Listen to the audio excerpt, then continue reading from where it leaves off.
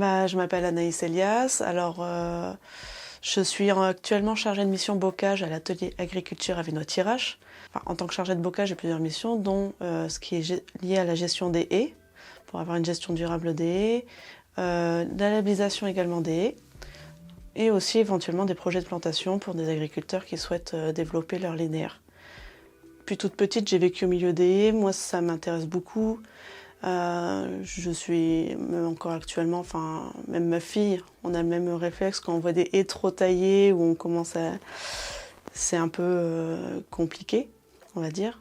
Il y a beaucoup de choses qui sont liées aux haies, ne serait-ce qu'historiques. La valorisation qu'ont fait les grands-pères.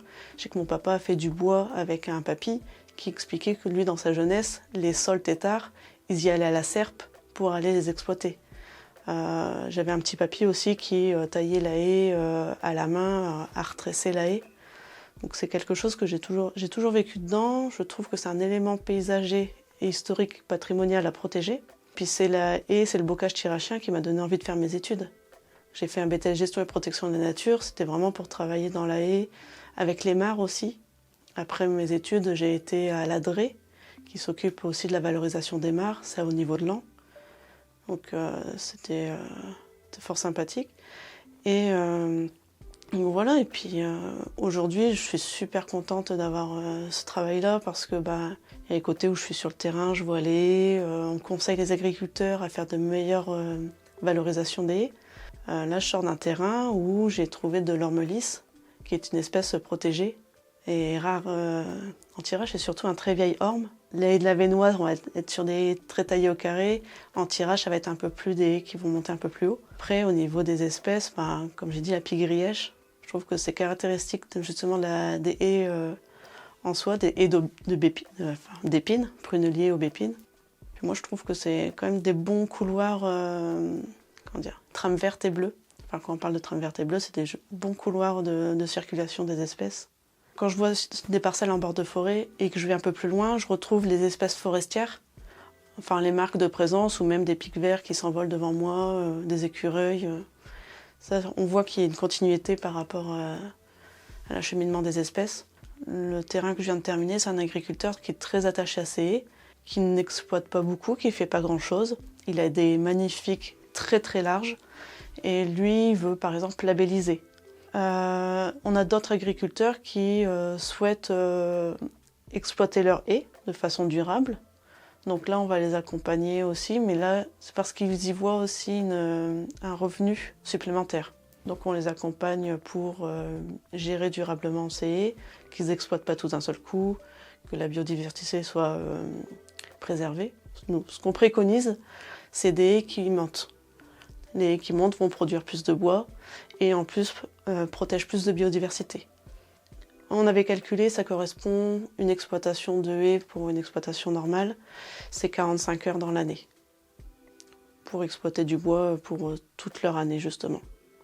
Il y a des biologiques qui, justement, j'en ai un qui a planté beaucoup de kilomètres de haies, plus de 7 kilomètres quasiment d'un seul coup, parce qu'il n'y avait pas de haies dans son territoire. C'est beaucoup de gens qui sont traditionnellement, qui ont toujours vu leurs parents s'occuper des haies, surtout leur père. Et comme ils n'ont plus le temps de s'en occuper, par exemple l'exploitation du bois tétard en bois bûche, ils ont trouvé cette alternative du bois plaquette en général. Et le fait de leur parler de valorisation, de labellisation et autres, ça leur permet aussi d'avoir je trouve une logique continue par rapport à ce genre d'exploitation. J'ai eu un projet avec un particulier qui voulait faire une haie brise-vent pour ne plus avoir autant de vent qui remontait sur son terrain.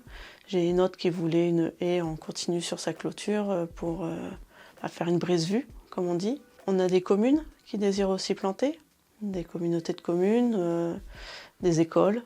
Avec mon BTS gestion et protection de la nature, je désirais travailler en tant qu'animatrice environnement, vraiment sensibiliser les publics, tout ce qui est gestion, pas gestion, mais vraiment préservation environnementale. Et après le confinement, en fait, on s'est senti très isolés et on a voulu élever notre enfant à la campagne, en Thiérache, parce que c'est quelque chose qui nous tient beaucoup à cœur et on est très content d'être revenus. On a acheté une maison en pleine campagne. on va planter des haies. Et donc, non, c'est vraiment pour éduquer notre fille en campagne. On trouve ça plus intéressant qu'elle soit éduquée à reconnaître les arbres, les oiseaux. Elle reconnaît plus d'arbres que son papa. Donc c'est des choses... Elle a 4 ans. Donc c'est des choses qui... Voilà, c'est vraiment pour une transmission. On a envie de transmettre tout ça à notre enfant. Avoir un potager, rien que ça, c'est quelque chose qui nous tient beaucoup à cœur. Et dans ce qu'on espère faire juste pour la maison, c'est quand même remettre des espèces qu'on voit un peu moins dans les haies parce qu'elles sont moins intéressantes des fois pour les exploitations ou d'autres. Et préserver certaines choses et pratiques aussi. On va travailler en permaculture. C'est en cours de route. Et là, on a commandé avec le PNR des essences fruitières locales, dont le noyer bijou avec le parc de la Vénois qu'on va implanter chez nous. C'est important de préserver nos savoir-faire, puis nos essences particulières. Je sais qu'on va glaner des poires sauvages au fond de la pâture avec notre fille. On fait des gâteaux avec les mûres, des choses comme ça. Enfin, je trouve ça intéressant. De la confiture de pissenlit aussi. C'est très bon. Ça ressemble presque à du miel. Je suis un petit peu déçue, mais il y avait une fête aussi du pissenlit. Et au moment où je suis revenue, elle s'est arrêtée parce que plus personne pour la reprendre. Mais on fait de bonnes choses avec le pissenlit.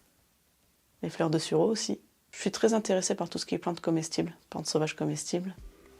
Donc il n'y a pas longtemps, j'ai fait des beignets de fleurs de sureau, des choses comme ça. Enfin, j'ai l'impression que j'ai toujours vécu comme ça parce que mes parents aussi faisaient la confiture de pissenlit, des choses comme ça. Donc je pense que c'est quelque chose à perpétuer. C'est un peu de la transmission de ma maman qui est très intéressée par les plantes comestibles sauvages. Et après, c'est par moi-même aussi, je me cultive. J'avais trouvé un petit livre très sympathique avec une trentaine de plantes sauvages locales, comestibles, avec des petites recettes qui vont avec. Donc voilà, c'est par curiosité personnelle surtout, et puis par transmission. Et justement, le fait de, par exemple, produire soi-même des choses, ça permet de pouvoir en donner en retour aussi. Des fois, mon papa, il fait un peu de miel.